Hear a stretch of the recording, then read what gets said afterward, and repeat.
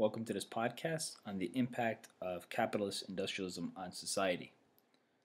The concentrated impact of mature capitalist industrialism on the lives of average people in the centers of Western European culture was clearly discernible by the early 20th century.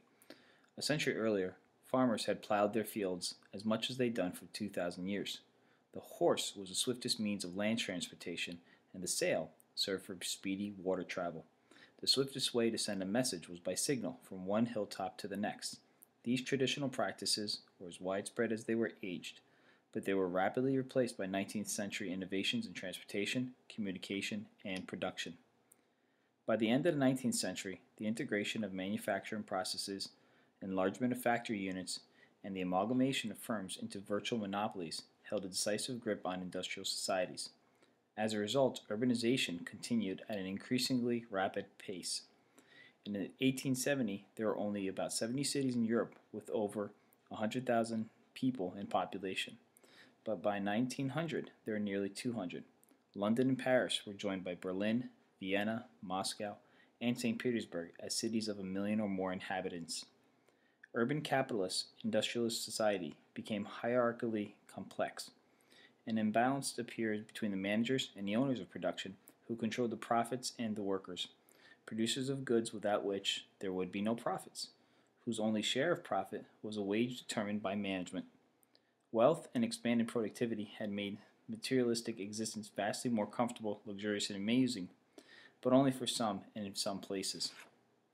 Keep in mind that throughout history, the wealthy class was small and the poorest class was huge, but industrialism gave it a new twist. Because of urbanization, people were living side by side. They could see the huge differences among the classes right before their own eyes. What's more, the members of the working class saw factory owners gain wealth quickly at their expense. The owners didn't inherit their position, but instead achieved success by exploiting their workers. And the workers knew it.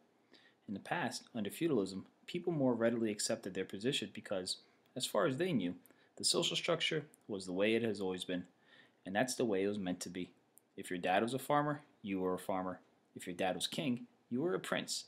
After industrialism, people literally saw for the first time the concentration between their sacrifices and the aristocracy's luxuries.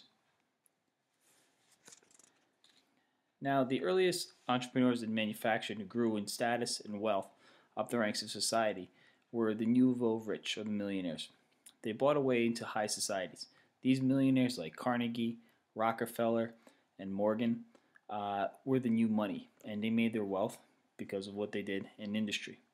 Carnegie in steel, Rockefeller in oil, and Morgan in banking. But you still have your old money, your old aristocracy, the nobility whose wealth came from land, but found their new opportunities in industry. So the big change basically was the upper class. If you have wealth, you could be part of it now. Now, the real principal beneficiaries of the Industrial Revolution is the middle class, and as productivity expanded and wealth increased during the 19th century, a European and an urban middle class secured its position between wage-earning workers and their employers. The middle class consisted of professionals, small business people, merchants and specialist manufacturers, and service providers. The middle class enjoyed the profits of expanding markets and wealth, though it tended to be protective and unadventurous with its profits. The middle class was an important source of increasing demand that encouraged the expansion of production and markets, since it was both willing and able to take advantage of new products, both manufactured goods and agricultural products. Accordingly, the standard of living for middle class people in Western and Central Europe and the United States seems to have steadily improved in the 19th century. The middle class, however, was subject to uncertain fluctuations of productivity and market conditions as wage earners were, and it was not uncommon for some middle class people to be forced to become wage earners again. Now, wage earners, crowded into rapidly growing urban centers, experienced lives of degradation.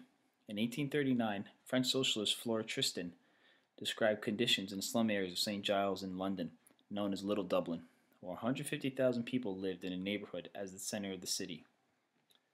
Picture, if you can, barefoot men, women, and children picking their way through the foul morass, some huddled against the wall if they want to be anywhere to sit, others squatting on the ground, children wallowing in the mud like pigs. I saw children without stitch of clothing, barefoot girls and women with babies at their breast, wearing nothing but a torn shirt that revealed almost the whole of their bodies. I saw old men cowering in dunghills, young men covered in rags. Though urban life in Great Britain began to improve after mid-century, when Parliament passed local government and public health legislation, conditions for the urban industrial working class improved slowly. As late as 1883, a pamphlet described the degradation of working people who lived at the heart of London in pestilence hewn rookeries, where tens of thousands are crowded together amidst horrors which call to mind what we have heard of the Middle Passage of slave ship. Improvements in the lives of workers that resulted from increased wages and the availability of more products were compromised by the rising costs of living. Real wages improved only slightly and continued to fluctuate in response to market forces, the costs and the profits. The uncertain and difficult lives of the laboring majority, urban workers and the peasants, improved only slowly. Inequalities multiplied and were reflected in the vast different perceptions and experience of those affected by capitalist industrialism. The benefits of capitalist industrialism were more readily available to businessmen, financiers, and industrialists than to laborers. Benefits were more apparent to Europeans than to others who lived outside of Europe. Expansion of industry capacity, allied with further exploitation of global raw materials, led to severe bouts of overproduction.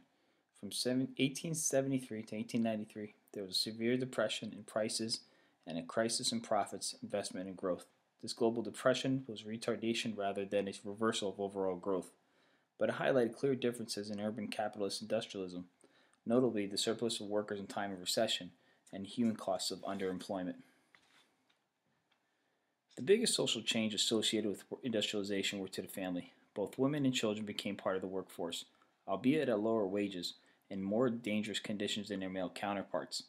Factory-run boarding houses housed workers dependent on a company for housing, food, and personal items. These new living arrangements removed workers from families and traditional structures. In many ways, this lessened the restrictions on young women and men. They were able to live away from their home, manage their own incomes, and pursue independent leisure activities, theaters, dance halls, recitals, dining out in restaurants, all of which developed to support the new urban working class. Now, the new middle and upper class lived through what is referred to as the Victorian Age. The men's labor were valued more, paid more, more prestigious. They were the breadwinners, and were given the freedom to pursue leisurely interests, like joining men's clubs and other athletic organizations. Women, on the other side, however, was devout to raising children, managing the home, preserving traditional family values. They were not encouraged to labor. They became a new model for behavior, a cult of domesticity, so to speak. A woman's domestic sphere, both private and separate from the world, a world of mass consumption and entertainment. Their job was to make the home a happy place for their husbands who returned back from hard days of labor. And if they can, they would use servants to make this world a better place for their families. For many women, this was not a very satisfactory life, and so they pursued interests outside the home, particularly in volunteering in various social issues to improve the quality of life in the surrounding communities. Often, their efforts would move towards women's suffrage. Now, for children, initially worked outside the home also for extra pay, and often they were abused and exploited, and it led to eventual child labor laws and later adult labor laws. Eventually, removed from labor process altogether, the new role of children was to get an education, mainly because of the moral concerns and need for highly skilled educated workforce in the future. Now, underemployment was related to a democratic, actually state it again, unemployment and underemployment were related to demographic as well as economic factors. The population in Europe doubled from 1750 to 1850, and it continued to expand. Improved production encouraged population growth, but basically resulted from declining mortality rate associated with recite from widespread and terrible epidemics. Increasing numbers of Europeans began to emigrate abroad in the middle of the 19th century, more than 375,000 annually, most of them going to North America, but some going to South America, Australia, and South Africa. The exodus reached its peak during and following the 1873 and 1893 depression, with more than 900,000 Europeans leaving their homeland each year. The emigration alleviated European population pressures somewhat. It also resulted in a spread and increase of Europeans around the world from a global percentage of 22% of all immigrants in 1800 to a peak of 35% in 1930. Now we're going to watch a video clip here about how the standard of living and health improved and increased as a result of industrialization. If this video is not too good to watch on this, you could always go to YouTube and type in what you see on the bottom here and watch it from there.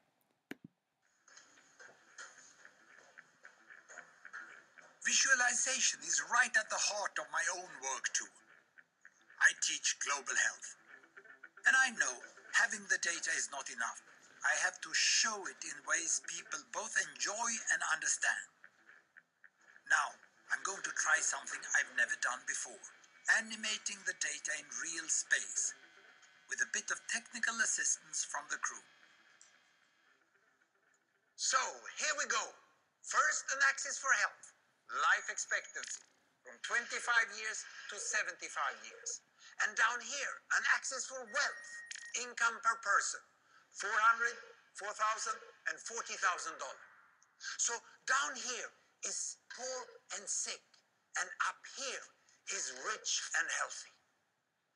Now, I'm going to show you the world 200 years ago, in 1810. Here come all the countries. Europe brown, Asia red, Middle East green, Africa south of Sahara blue, and the Americas yellow. And the size of the country bubble showed the size of the population. And in 1810, it was pretty crowded down there, wasn't it? All countries were sick and poor. Life expectancy were below 40 in all countries. And only UK and the Netherlands were slightly better off, but not much. And now, why start the world?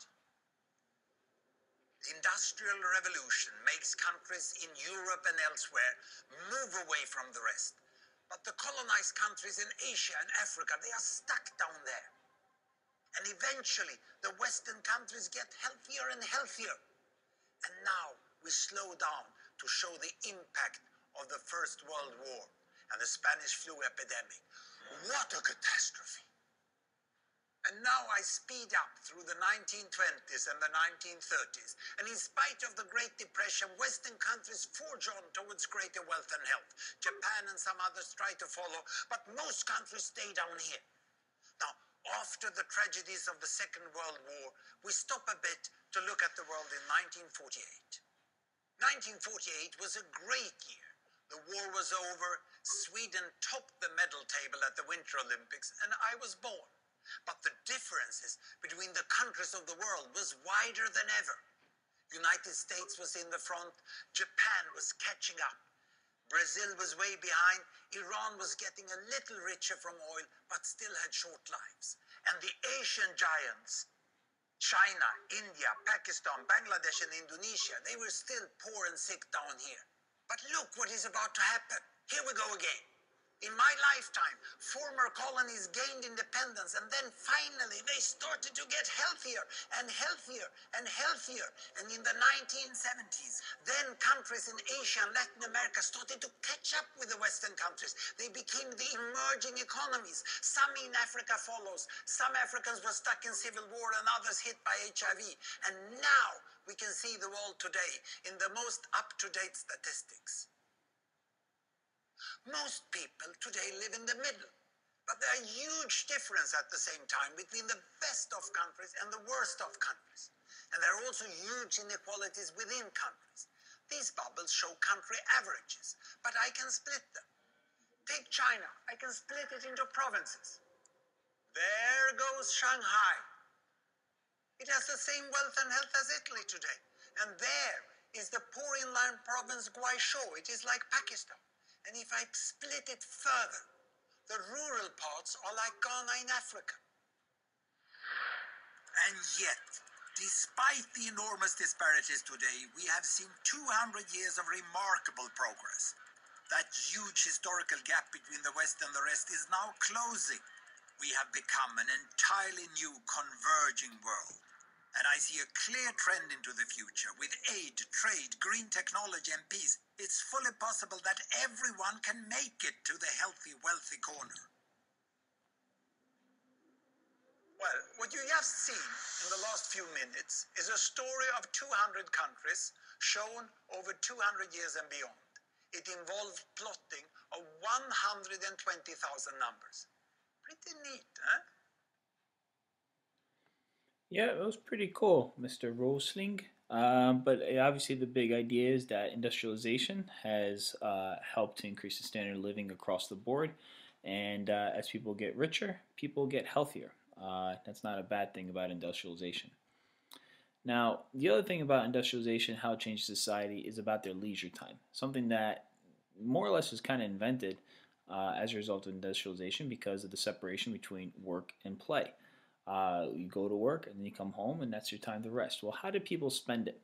And what we're going to do is I'm going to ask you to spend a little time, and you're going to prepare this for class, is to analyze the differences in leisure activities shown in the following two paintings, as reflect about what did it reflect about social life of rural peasants in the 17th century and that of urban dwellers in the 19th century. So basically, before industrialization, after industrialization.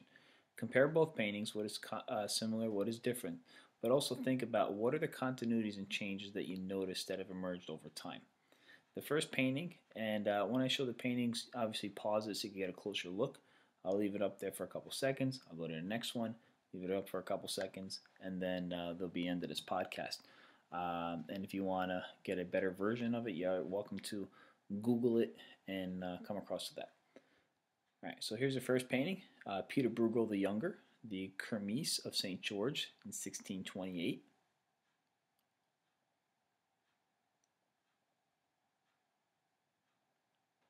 That's your first painting. And compare this one with the second painting by Paul Seurat, Sunday afternoon on the island of La Grande Jatte, 1884.